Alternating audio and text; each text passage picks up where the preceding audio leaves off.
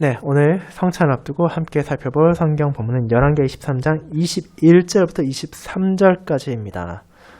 열왕기 23장 21에서 23절까지 기록된 하나님의 말씀을 낭독하도록 하겠습니다. 왕이 뭇 백성에게 명령하여 이르되 이 언약책에 기록된 대로 너희 하나님 여호와를 위하여 유월절을 지키라 하매 사사가 이스라엘을 다스리던 시대부터 이스라엘 여러 왕의 시대와 유다 여러 왕의 시대에 이렇게 유월절을 지킨 일이 없었더니 요시야 왕 18째 해에 예루살렘에서 여호와 앞에 이 유월절을 지켰더라. 아멘. 설교 후에는 찬송 61장 2A 2비절을 이어서 부르고 성찬을 시행하도록 하겠습니다.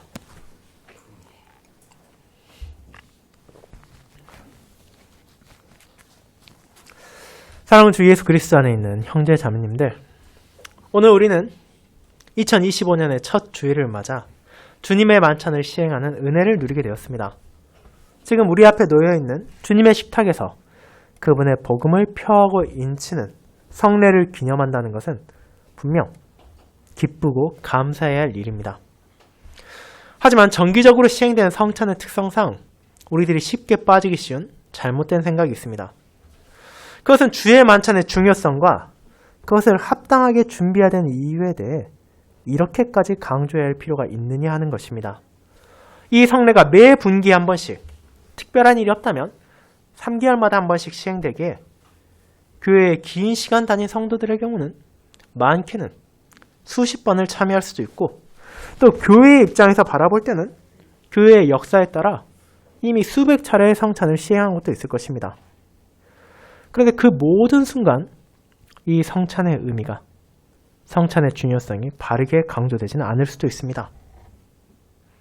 하지만 그런 방식을 따라 주님께서 제정하신 성례의 의미를 바르게 돌아보지 않는다면 이는 시간이 지남에 따라 점점 요식적인 행위로 변해갈 수 있으며, 혹은 그저 종교적인 행위, 우리 모두가 잠시 나와 앉아있다가 떡 조금, 또 포도주 한 모금을 마시고 돌아가기만 하면 된다는 것처럼 느낄 수도 있을 것입니다. 그것이 너무 과장된 경고처럼 느껴지십니까? 우리는 이 성례를 언제까지나 그 본질을 굳게 붙잡고 지킬 수 있을 것이라 확신하십니까? 물론 저도 그렇길 바라지만 안타깝게도 역사 가운데 드러난 사실은 그렇지 않다는 것입니다. 교회의 역사에서도 얼마든지 이 성례의 본질을 잃어버린 사례를 찾을 수 있습니다. 아무리 열심히 성찬을 준비하고 그것에 참여한다 하더라도 그것의 의미를 깨닫지 못하고 미신적으로 그 식탁에 나아간 이들이 있습니다. 그와 반대로 성찬을 그저 외적으로 참여만 하면 충분하다 생각하는 이들도 있습니다. 그것은 오늘 본문에 나오듯이 구약시대 언약 백성들의 나라, 하나님의 택하신 민족이라 자부하던 유다에서도 발견된 것입니다. 놀랍게도 그들은 긴 시간 동안 유월절을 바르게 지키지 못했으며 그러면서 자신들이 어떤 잘못도 없다 생각하고 있었습니다. 하나님께서 보내신 종 요시야를 통해 마침내 유월절이 기록된 말씀대로 전해졌을 때 그들은 그것이 큰 은혜라는 것을 깨닫고 감사해야 했습니다. 그리고 그것이 성찬을 향하는 우리의 자세와도 연결되어 있습니다. 저는 이번 성찬을 앞두고 열왕기 23장이 전하는 성례의 회복에 대한 내용을 말씀에 기록된 대로 성찬에 참여할 수 있는 은혜라는 제목으로 설교하고자 합니다.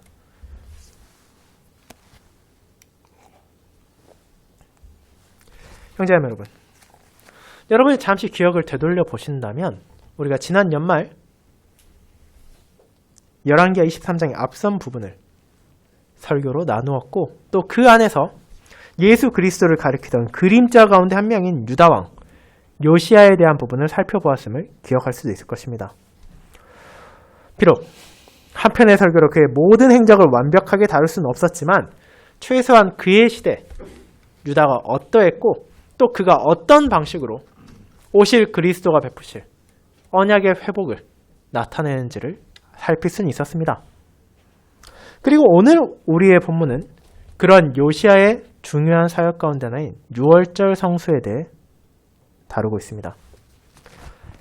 21절은 요시야를 통한 유다의 개혁이 6월절에 이르기까지 하는 것을 보여줍니다. 그런데 여러분이 이 본문을 주의 깊게 읽었다면 사실 굉장히 의문스러운 표현이 있다는 것을 알 수 있습니다. 그것은 이어지는 22절입니다. 사사가 이스라엘을 다스리던 시대부터 이스라엘 여러 왕의 시대와 유다 여러 왕의 시대에 이렇게 6월절을 지킨 일이 없었더니 라고 말하기 때문입니다. 여러분은 이 부분을 이해할 수 있습니까?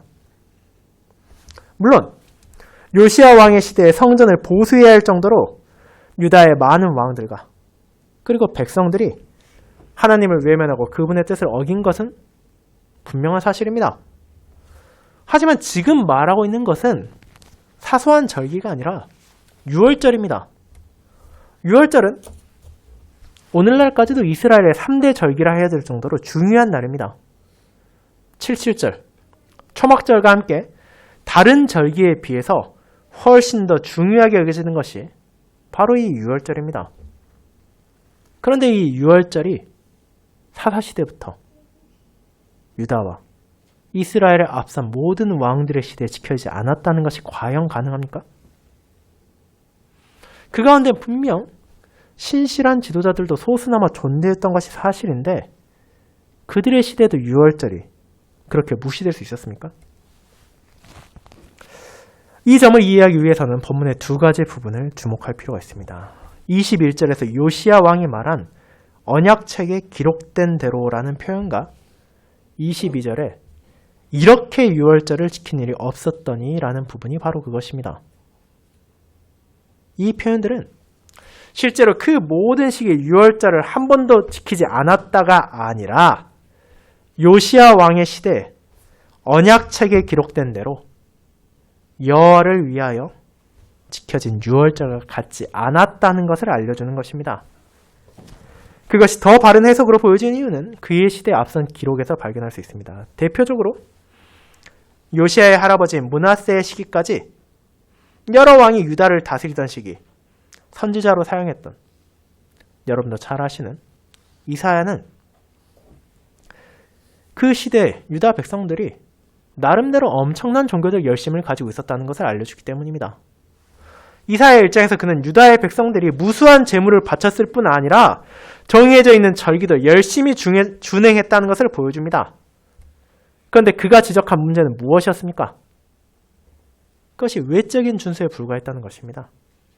그 제사와 그 절기의 준행에는 그들의 마음이 담겨있지 않았습니다.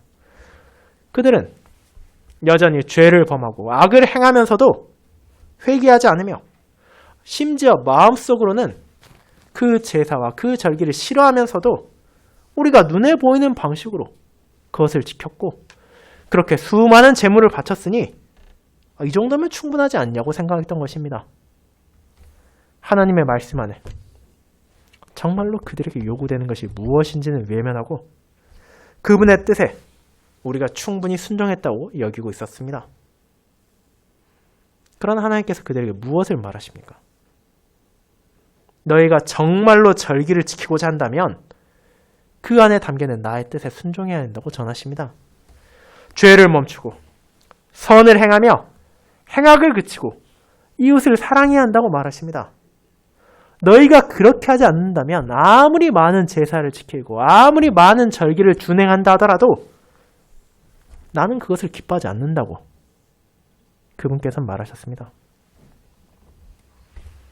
그러나 우리는 그렇게 이사야를 통해 하나님의 뜻이 전해졌음에도 불구하고 그 뜻이 이스라엘과 유다 안에서 제대로 받아들이지 않았다는 것을 오늘 본문에서 보게 됩니다. 그리고 우리는 어째서 그들이 돌아서지 않았는지를 정확하게 알 수는 없지만 특별히 그 안에 신실했던 왕 히스기야와 같은 이들도 적지 않지만 존재했고 그 왕의 치하에서 6월절을 지켰다는 기록이 있었음에도 불구하고 이 요시야 왕의 시대에 지켰던 6월절과 같지는 않았음을 알게 됩니다. 어쩌면 그들 가운데 분실되었던 언약책이 담고 있는 6월절의 본질을 바르게 전해지지 못했던 것일 수도 있고 어쩌면 그들이 너무도 죄 가운데 빠져들여 그런 신실한 지도자 안에서도 여전히 그 마음의 완악함을 제거하지 못한 것일 수도 있습니다. 하지만 중요한 것은 이제부터입니다. 하나님께서는 그런 그들을 불쌍히 여기심으로 그들을 위한 왕을 보내셨기 때문입니다. 요시야 왕을 통해 그가 발견한 언약책을 통해 하나님께서는 언약을 회복하셨을 뿐 아니라 이제 그 언약을 표하고 인치는 유월절을 그분의 뜻에 따라 준행할 수 있게 하셨습니다. 그리고 그런 요시야를 통해 가르쳐진 메시아, 하나님께서 언약 백성에게 약속하시고 준비하신 왕을 통하여 이 유월절까지도 회복될 것을 알려주신 것입니다. 그렇게 이 땅에 오신 그리스도께서는 진정 아버지의 뜻에 따라 언약책에 기록된 유월절을 지키셨으며 유월절 어린 양이 가리키던 언약 백성을 건질 희생 제사로서 자기 자신을 바치심으로 이를 온전하게 성취하셨습니다. 그처럼 크신 은혜를 베푸신 그리스도께서는 마지막 유월절 자리에서 이제 그분의 식탁을 제정하시고 그분의 백성들이 더 이상 양을 죽이고 피를 흘리는 방식이 아니라 떡과 포도주를 통해 이제 완성된 희생제사를 자신의 십자가를 바라보게 하셨습니다. 그분께서 이미 죽으셨기에 또 다른 희생제물을 찾는 것이 아니라 그분께서 전하신 이 십자가의 복음을 표하고 인치도록 성례를 제정하신 것입니다. 그렇게 우리는 말씀에 기록된 대로 주님의 식탁에 나아갈 수 있는 은혜를 받고 있습니다. 사랑하는 형제자매 여러분, 우리가 그 은혜를 기억한다면 진실로 하나님의 은혜로만, 그리스도의 공로로만 성찬을 바르게 기념할 수 있다는 것을 깨달았다면 마땅히 그 자리에 감사와 기쁨으로 나아가야 할 것입니다. 이 자리에 나아갈 자격은 우리 안에 없었을 뿐 아니라 이 자리를 바르게 바라보는 것조차 하나님의 은혜 없이 나의 지혜와 나의 의지, 나의 능력만으로 가능한 것이 아니었기 때문입니다. 그렇게 우리는 과거 우리의 믿음의 선조들이 범했던 잘못을 동일하게 반복해서는 안 됩니다. 그저 그 자리에 앉아서 떡과 포도주만 먹고 마시면 된다고 생각해서는 안 됩니다. 우리는 매번 주님의 식탁에 나아갈 때마다 말씀에 기록된 대로 그 의미를 바르게 되새기고 그것이 표하는 복음 안에서 우리에게 무엇이 요구되는지를 기억해야 합니다. 하나님께서는 우리가 그분께서 베푸신 성례를 준비할 때 자기의 죄와 비참을 고백하기를 바라십니다.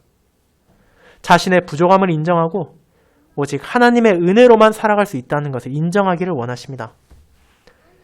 그분의 은혜 안에서 죄와의 싸움을 계속하고 행악을 그치며 하나님을 사랑하며 그 사랑 안에서 내게 주신 이웃을 사랑하기를 바라십니다.